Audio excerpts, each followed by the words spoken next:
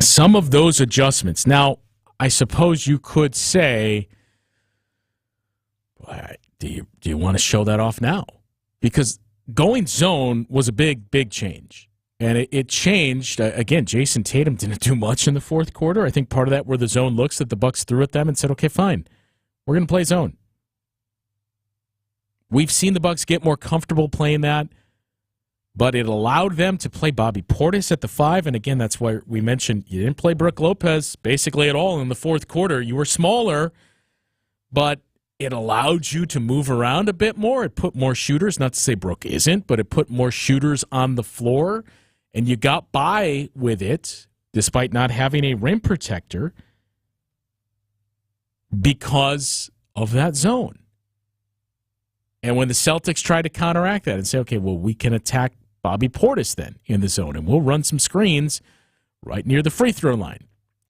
Bucks changed it up once more and said, okay, we'll just put Pat Connaughton there. So you're not attacking him, and we can switch a little bit more. And again, I mentioned, Doc doing something that people were calling for in that game against the Lakers, where you pulled Damian Lillard for one possession defensively and said, okay, let's go to Pat Beverly.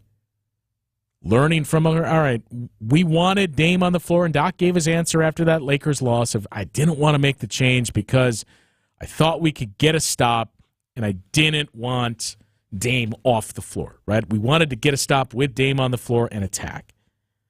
And tonight, again, you saw, all right, let's make this switch. Dame's going to stay at the scorer's table. We're bringing Pat Beverly. After this, we make the change again. We go offense, defense. I'm not trying to bury Adrian Griffin and say, man, what was going on there? But these are the things that the Bucks were just missing. I mean, you can point to the record, and it was great. Bucks were winning games early in the season on talent. When you look at the defensive strides they've taken, when you look at some of those things, all right, here's what we're going to do to the Boston Celtics. It wasn't just this is what we do, so this is what we're going to do. And Giannis and Dame, if you guys can be great, that'll go a long ways in helping us win. You're seeing some more of that, but you're seeing accountability. You're hearing accountability, too, from Doc Rivers. And everything has a method behind it, right? That's the biggest thing, is we've heard from day one, none of this matters. The process is very important. We'd love to win games. We just got to be ready for the postseason.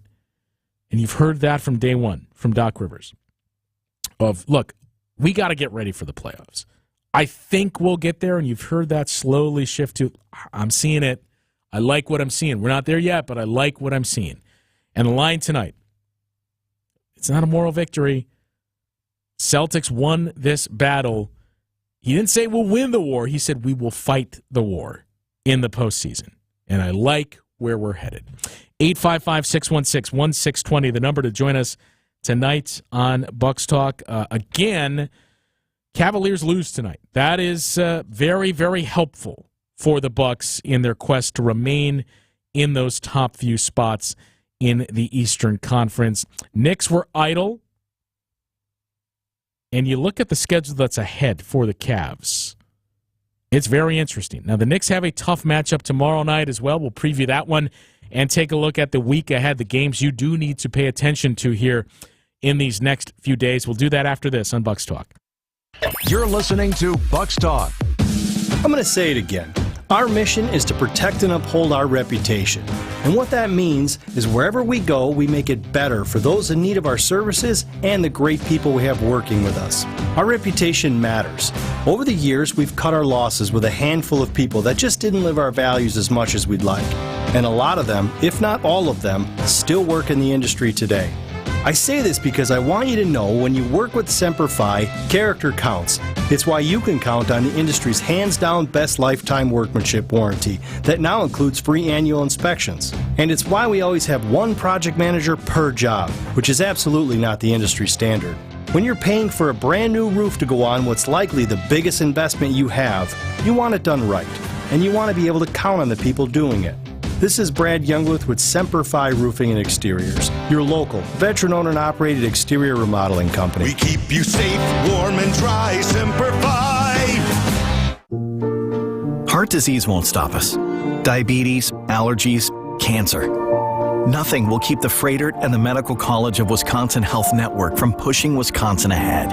We're constantly raising the bar for medical excellence and providing more ways to receive it, so you have it for all your health needs, big and small. Let's push ahead, and we'll make life here as great as it can be. Visit Freighter.com to find out how.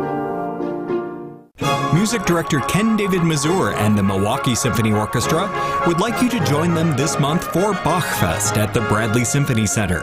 The MSO presents 2 programs over the course of 3 days, each dedicated entirely to the genius of J.S. Bach. Highlights include the Brandenburg Concertos 1, 3, and 5, the Glorious Magnificat, which will feature vocal soloists and the MSO chorus, and the stunning Orchestral Suite No. 3, which contains the famous Air on the G string. Plus, world-renowned harpsichord Mahan Esfahani and celebrated Baroque violinist Rachel Ellen Wong will be the featured soloists in concertos for their instruments. Bachfest runs March 22nd through the 24th. Select one program or both, or on March 23rd, both in the same day. Visit MSO.org for tickets and detailed program information, or call the box office now at 414-291-7605. The Roundball Repartee returns. This is Bucks Talk.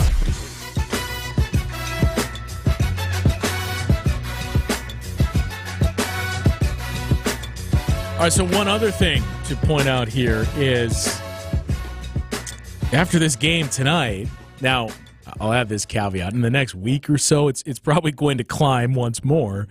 But now with that Celtics game out of the way, the Bucks now have the 9th most difficult schedule left. For a while, it was 1 or 3. Now it's dropped down to 9 after this game against the Celtics. You do have one game left against Boston, but the big thing for the Bucks, arguably the biggest thing for this team, in these final 13 games to close out the regular season, may very well be the less challenging opponent. So you have 4 of those games that you would point to and say, okay, these are games you should win. Not to say you shouldn't win games against the tougher teams, but those 4 games, the Wizards, the Raptors, road against the Wizards, home against the Raptors, home against the Memphis Grizzlies, home against the Brooklyn Nets tomorrow night, and a road game against the Atlanta Hawks.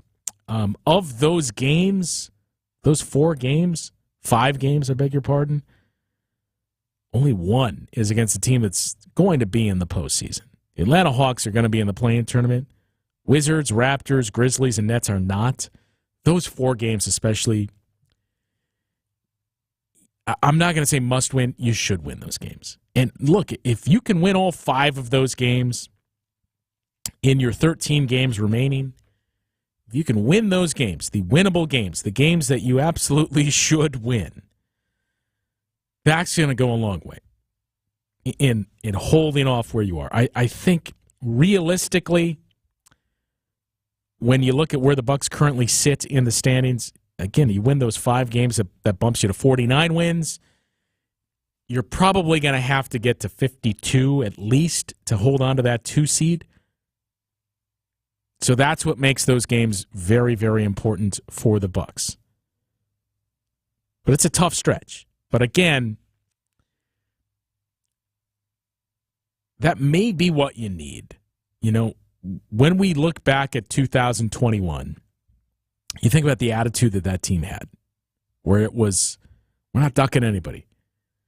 You go back to the scenarios that were in play, we could rest and we could avoid the Miami Heat. We could play to win, and we know if we lose, we're going to have not the Miami Heat in the first round of the playoffs. And we heard the chatter come out afterwards of, to a man, everybody in the locker room said, "No, let's play. Let's play to get whoever we get. We're not going to duck anyone." Again, I'm not saying this is what happened or why. You just look at the approach the Bucks had that season. postseason, I should say, where it was, okay, we'll take whoever we can get. You hear basketball gods thrown around a lot, like, yeah, the basketball gods smile down on that. You got the Heat in the first round. That was a 500 Celtics team. That was the 7th seed. That was the team. It was, well, if you could get the Celtics, if you could get the Wizards maybe in the first round, let's play for that. It was, now let's play to be tuned up and ready for the postseason. We don't care who we get. And not only we don't care, we started to hear this come out after the series and after the championship was won as well. We want the Heat. We remember what happened in the bubble where we were frankly embarrassed. We want the Miami Heat. We want to send a statement. We don't want to duck teams. You saw a different approach, which I think was a little frustrating for Bucks fans 1 year after that. There are many similarities this year to that year, right? When you think about the trade for a point guard in the offseason. And this year, ironically, you traded that point guard for a new point guard. You think about the chance of getting the Miami Heat in the first round. And I do believe, as we touched on with Dick, who would you rather have? Who would you rather not have in the first round? I think, and I've felt this way for quite some time now, I think the Bucks are going to get the Miami Heat. I don't know if that's a 2 versus 7. I don't know if it's 3 versus 6. You can't even rule out a 4 versus 5. It just seems like we are going to get the Bucks versus the Miami Heat. And again, that's one of those similarities to 2021 of, all right, fine, if we get the Heat, we get the Heat. It's a team that ended your season earlier than you would have hoped for a year ago, much earlier than you would have hoped for last year. In embarrassing fashion. Giannis had an injury in that series in the bubble. Giannis again. And it's funny, too, to hear now the narrative shift a little bit in some of the national discourse in the last couple of weeks of, at the time of that series, it was, man, the Heat are a force. What is wrong with the Bucks? This is embarrassing. This Miami Heat team, what a story this is. Doesn't matter who they were going up against. This is a buzzsaw. And I think their success throughout the postseason, that shaped a lot of that, too, right? You look at what they did against the Knicks, blew through them. You look at what they did to the Celtics, all those questions we just addressed at the top of the show of, look, if you're not sold on the Celtics, here's the reasons why. And last year in the conference finals was a big piece of that. How did this team go down as the 2 seed, as the team that after the Bucks went out, man, give the Celtics the Eastern Conference right now? How did they lose the first 3 games of the conference finals to this Miami Heat team? It's funny to hear the narrative shift to, well, if Giannis wasn't hurt, who knows what that series looks like? Because you've started to hear more of that recently, right? You heard almost none of it. There were some voices that would point out, we do have to add this caveat of, Kevin Love does Kevin Love things, tries to draw a charge, Giannis falls on his back, and he's clearly not 100% for the rest of the series. I still don't think that's the reason why the Bucks lost, right? It's a big part of it. I think you do have to acknowledge that. It just seemed like everything. It was a freight train that you could not get a hold of. Everything was piling up. It had been a long couple of years for this Bucks team. You think about the start and stop season in 2020, 2019 into 2020. The disappointing end in the bubble. You get, 2 months off, and then the regular season begins once more. You go through all of that change in the offseason where you add Drew Holiday. You thought you added a 2-guard as well, only it turns out you didn't. It took time that year to sort everything out, to develop that chemistry, to become this team that team ultimately became and won a championship. I mentioned it quite a bit this year where I'd said, 2021, that wasn't until right around the All-Star break. And ironically enough, when we talk about all these similarities, potentially, that exists between this year and 2021, again, we address you add a point guard in the offseason, potentially playing the Miami Heat in the first round of the playoffs. 1 year after the Miami Heat ended your season. You played the Memphis Grizzlies in your final game of the first half schedule prior to the All-Star break in 2021. You did it again this year. And that was one I had circled and said, it wasn't until after that game where Drew Holiday hit that baseline jumper, the game winner, and then you went into the All-Star break, and then I think it was a 7-game win streak out of the break, where that's when it felt like, all right, they're developing that chemistry. They're building something here. It looks like the team that we thought we would see. And it felt like it's going to be the same thing this year. It's going to take some time. We knew it would take time. There's no perfect number. There's no way to figure out, it's going to be 20 games. It's going to be 30 games. But I just felt like it seems like All-Star break. That's what it was last time you had this much change. That year, 50% of your roster was new. Bobby Portis was new to the team that year.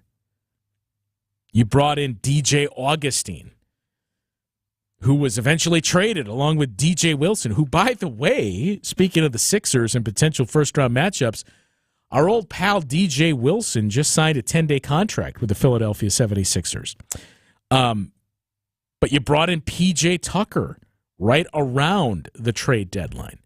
There was all of this change. We saw Mike Budenholzer, the guy who was criticized for never changing, rigid in his ways, makes no adjustments, making adjustments. Part of that was the input from Drew Holiday of, we got to do things differently defensively. We got to switch more. We got to do these things. Changing our offense. Think about how many times you heard the words dunker spot in 2021. So there was a lot of change. John Horst, before the season this year, said this was the most change, top to bottom, on the court, off the court, that he had been through at the NBA level. Wasn't just the Damian Lillard trade. It was a huge piece of it. Bringing in Damian Lillard. Getting Damian Lillard acclimated to his teammates, to the system, to the city. Losing Drew Holiday. And everything he did quarterbacking your defense. Right? The tandem of Drew Holiday and Brook Lopez and how that really fueled your defense. Now figuring out, okay, well, we still got a pretty gifted defensive player in Brook Lopez. We still have a very good one as well in Giannis, but how do we make this work now? A new coach, and not just a new head coach, new coaching staff. You had some holdovers, but everything changed. 40% of your starting lineup was new. So there was a lot of change. So you knew it was going to take time, and I kept coming back to, it feels like All-Star break. Feels like All-Star break is where we'll start to see things headed in the right direction. And then you looked up and you saw, man, Memphis Grizzlies are the last team the Bucks play going into the break. Wow, this is really matching up perfectly. And then that game happened. And it kind of halted that conversation. But you think about all that change, and you think about adding more to it along the way, right? Where not only do you deal with one coaching change, you could argue you deal with two before the Doc Rivers edition, when you dealt with Terry Stotts leaving a week before the season begins, the guy that was going to help usher in Damian Lillard, was going to architect your offense, was a big comfort piece for Damian Lillard and a support system for Dame. Gone. Right as the season's starting. A whirlwind of change.